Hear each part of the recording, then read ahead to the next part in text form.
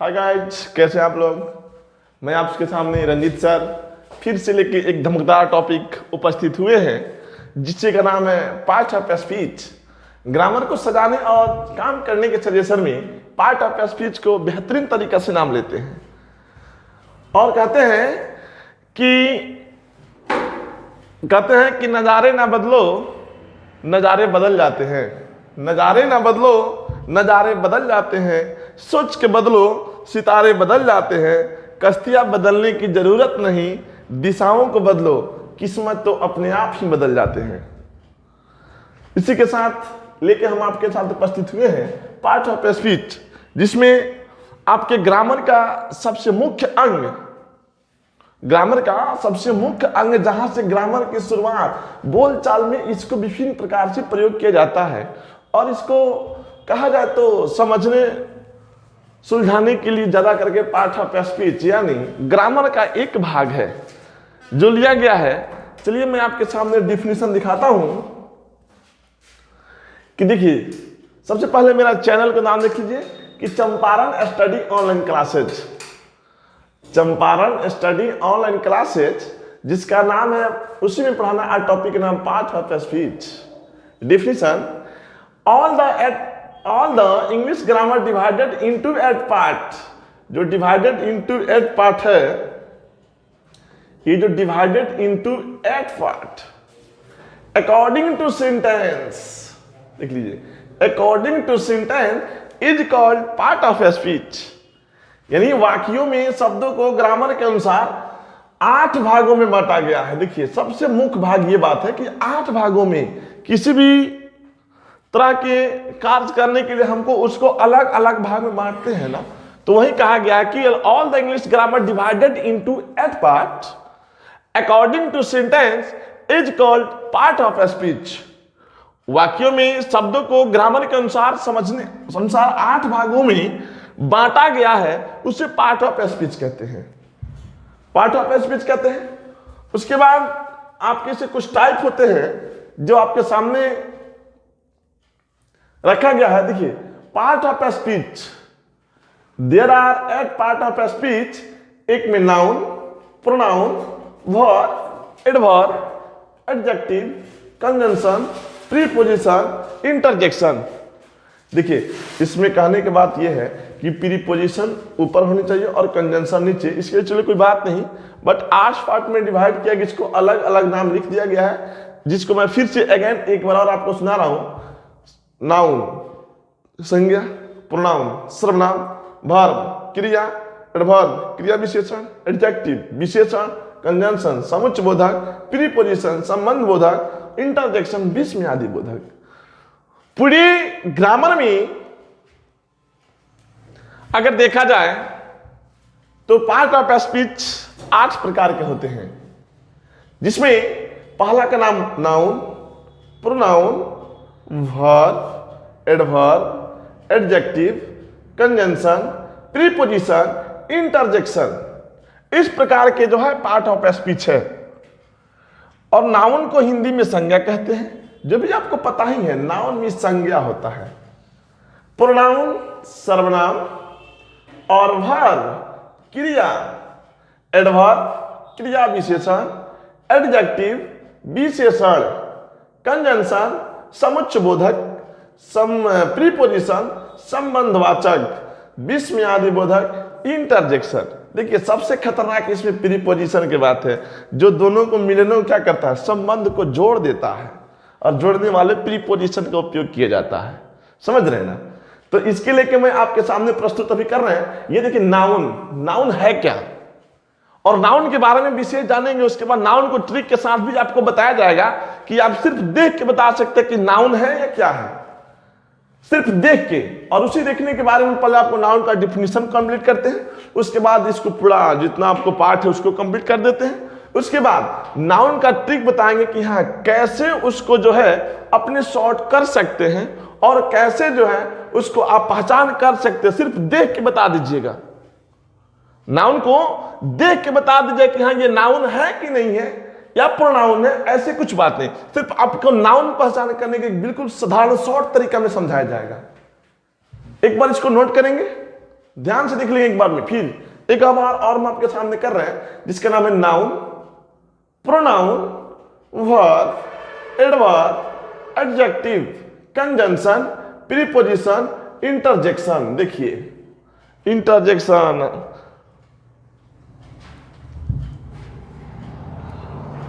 देखिए आ गया, ये आपके सामने नाउन रहा।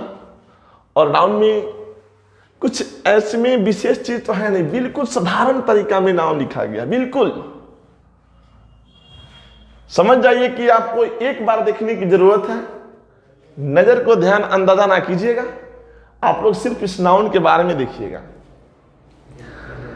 कहा गया कि देखिए नाउन को हिंदी में संज्ञा कहते हैं, आपको पता है पहले से, क्योंकि पिछले बार हम पिछले क्लास में दिखाया अभी कि नाउन को हिंदी में क्या कहते हैं, संज्ञा कहते हैं। और तुम याद रखो नाउन जो है, एक शब्दों में समझिए कि दुनिया में जितने भी वर्ड है,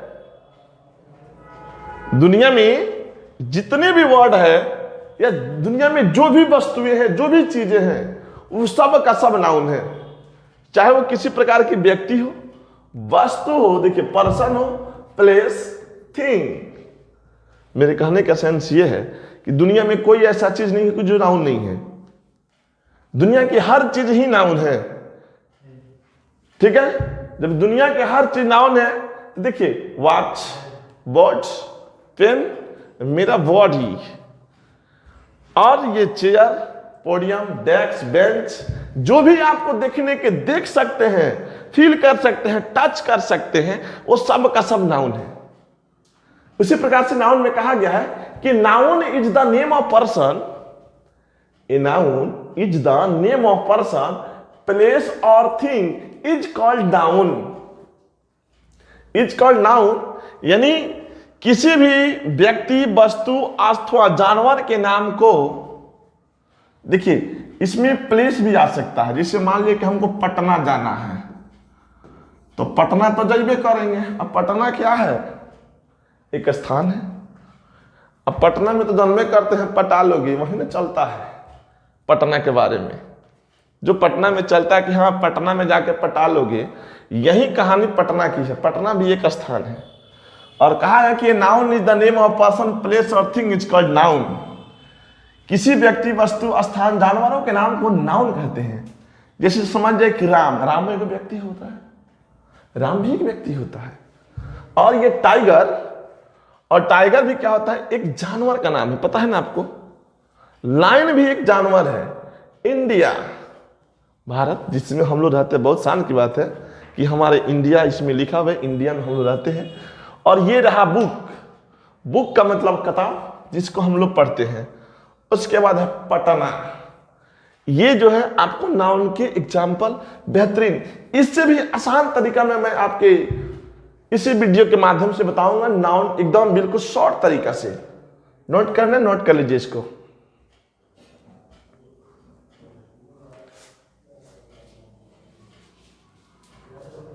अब देखिए क्या आया निकल के, नाउन की प्रकार, कितने टाइप के नाउन होती है। ये नाउन, इनके कुछ टाइप्स है कि there are 5 kinds of noun, there are 5 kinds of noun, यानी नाउन आपको 5 प्रकार का होता है। पहला proper noun, common noun, collective noun, material noun, abstract noun. Collective noun, material noun, abstract noun. देखिए प्रॉपर नाउन का मतलब क्या होता है। प्रॉपर का मतलब तो समझ करते हैं, व्यक्तिवाचक, किसी भी व्यक्ति, वस्तु, स्थान, जानवर को कॉमन नाम हो, उसे क्या कहते हैं, प्रॉपर नाउन कहते हैं। मतलब प्रॉपर उसी को कहा जाता है। कॉमन का मतलब होता है कि जाति, आप समझते हैं कि कौन किस जाति का, ये कलम है तो कलम भी एक जाति है। अगर बुक दिखाएंगे तो बुक भी क्या है, एक जाति है। और ये फोन तो ये भी क्या है, एक जाति है, इसका अलग पहचान है। उसके बाद कलेक्टिव, कलेक्टिव का मतलब समझते हैं समूह में, समूह में जो भी काम होता है समूह में होता है ना, वही होता है कलेक्टिव। और कलेक्टिव जो होता है ना, बहुत ही साधारण तरीका से, जहां 5-10 औरतें बैठ जाए, 5-10 कुछ मेंबर बैठ जाए, आपको ग्रेप्स कह दिया जाए, ये जितने भी चीज है ये सब का सब कलेक्टिव। मटेरियल, अरे भैया मटेरियल तो जन्म में करते हैं, ज्यादा जिले विशेष इसका काम करते हैं मटेरियल नाउन में। मटेरियल नाउन का मतलब होता है कि द्रव्यवाचक संज्ञा, द्रव्यवाचक जिसको माप सकते हैं, तौल सकते हैं, वही क्या है मटेरियल नाउन। इसके बारे में आपको दिखाऊं डिफिनीशन, तब तक एक बार आप गौर कीजिए कि नाउन का 5 भेद होता है, यानी there are 5 kinds of noun. कहा जाए तो संज्ञा के पास 5 बेटा है, संज्ञा के पास 5 बेटा है। पहला बेटा प्रॉपर नाउन, दूसरा बेटा कॉमन नाउन, तीसरा बेटा कलेक्टिव नाउन, चौथा मटेरियल नाउन और पांचवा बेटा अब्स्ट्रैक्ट नाउन।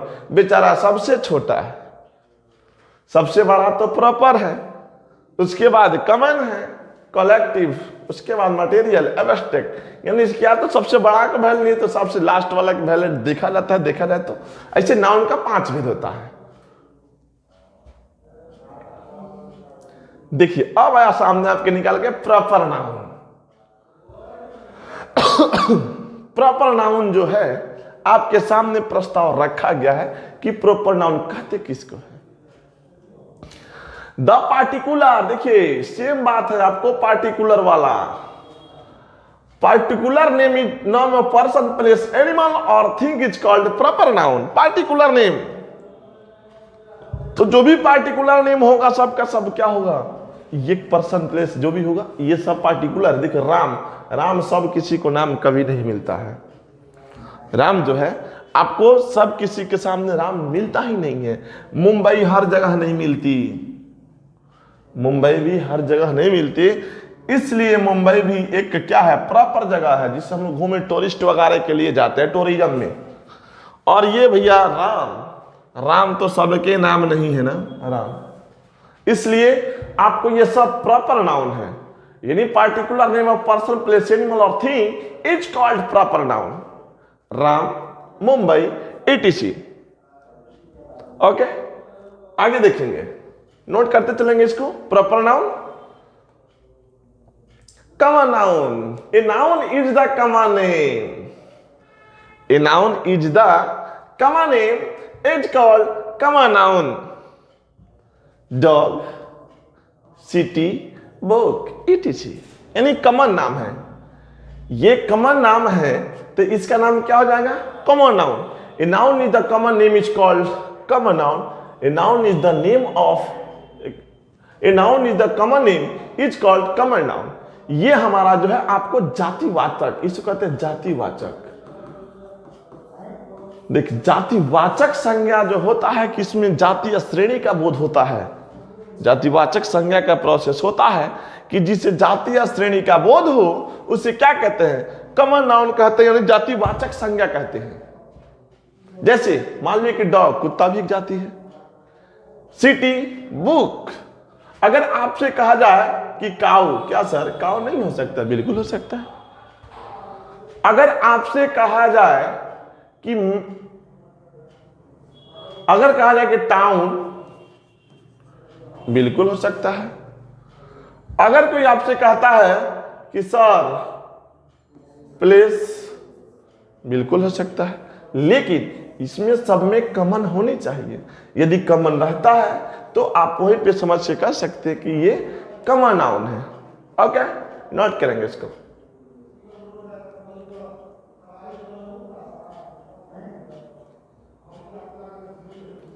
अब देखिए मटेरियल नाउन।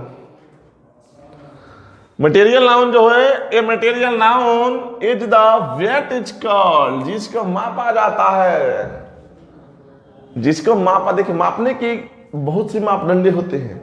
जैसे आप समझते हैं कि मापने वाले चीज जो भी चीज होती है, जिसमें हम लोग मिल्क लेना है, वाटर लेना है, पोटैटो लेना है और टोमेटो लेना है, ये सब आपको माप वेट करके मिलता है।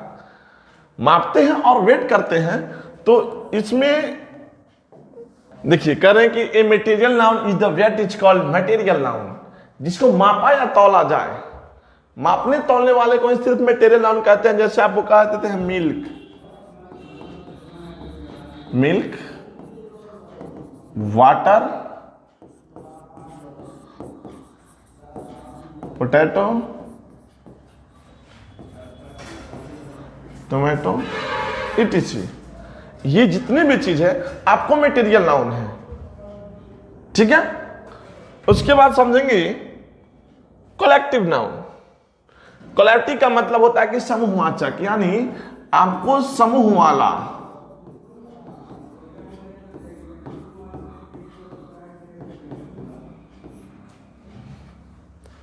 A collective noun is the group of member and object is called collective noun। कहा जाए जिसमें समूह वगैरह का बोध हो, जिसमें समूह का बोध है ना, उसी का नाम क्या है? कलेक्टिव नाउन है। क्योंकि जो भी काम होता है पूरे समूह में होता है। आप समझते हैं, चाबी ले लीजिए, अब चाबी आप देखते हैं उसका गुच्छा बनाया तो उसमें 5-10 चाबी उसमें रहती है। उसके बाद आप अंगूर जरूर खरीदते होंगे। अगर अंगूर आप खरीद रहे हैं तो आप समझिए, कहा जाए देखिए जिसमें ए बंच ऑफ की आर्मी, ठीक है, ग्रेप्स etc, ये जितने भी चीज है आपका सबका सब क्या है? कलेक्टिव नाउन है। ए बंच ऑफ की आर्मी ग्रेप्स, ये सब का सब क्या है? कलेक्टिव नाउन है। ये सब आपको कलेक्टिव नाउन के काम में आते हैं, ठीक है। इसको नोट करेंगे। इसके बाद देखेंगे सबसे लास्ट कितना मजेदार आपके सामने आने वाला है,